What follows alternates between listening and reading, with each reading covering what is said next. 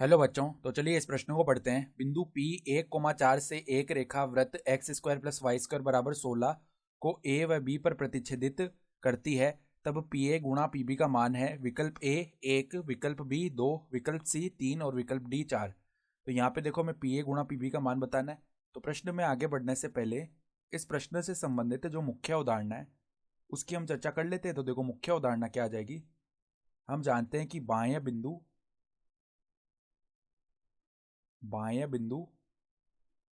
P जिसके निर्देशांक है x1, y1 से वृत्त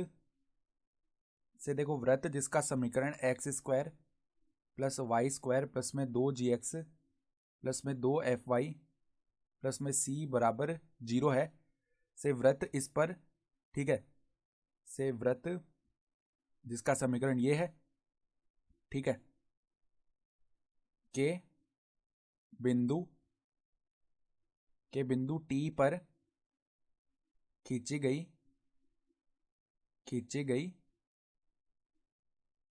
स्पर्श रेखा की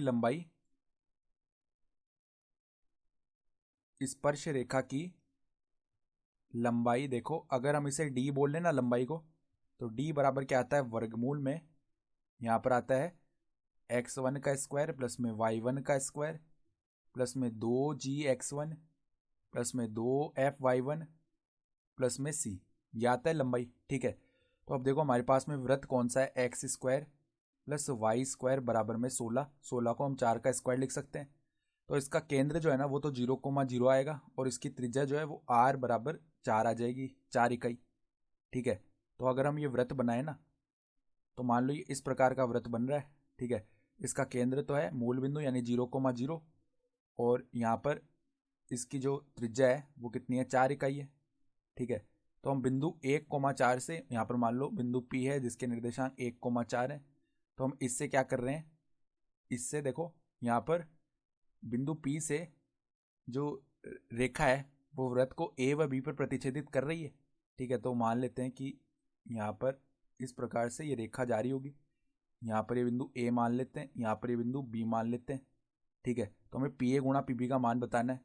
तो यहाँ से देखो, अगर ये बिंदु A है ना, तो यहाँ से P से जब हम इस पर एक स्पर्श रेखा डालेंगे ना वृत्त पर, ठीक है, मान लो ये स्पर्श रेखा इसको T पर प्रतिच्छेदित कर रही है, तो यहाँ पर हम जानते हैं, यहाँ पर वृत्त के गुणधर्म से हम क्या बोल सकते हैं कि पी टी स्क्वायर का जो मान है ना वो किसके बराबर आएगा, पी ए गुणा पी बी के बराबर।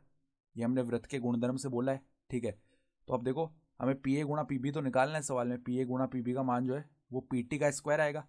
तो पी टी का स्क्वायर तो हम निकाल सकते हैं। यहाँ पर देखो ये दूरी हम जानते हैं कितनी होती है।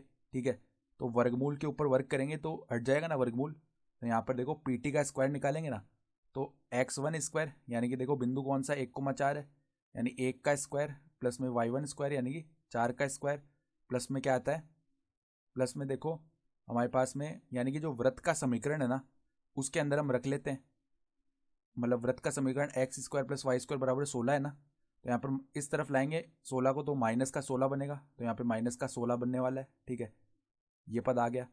तो अब देखो इसका मान निकालेंगे तो 1 प्लस में 4 × 4 16 माइनस 16, तो ये तो 0 आ गया। तो इसका मान तो 1 बन चुका है, यानी पी ए गुणा पी बी का मान क्या आ जाएगा, 1 आ जाएगा हमारा। तो यहाँ से अगर विकल्प देखें ना, तो विकल्प ए जो है 1 वो हमारा सही विकल्प हो गया। तो आशा करता हूँ कि आपको ये प्रश्न समझ में आया होगा। धन्यवाद।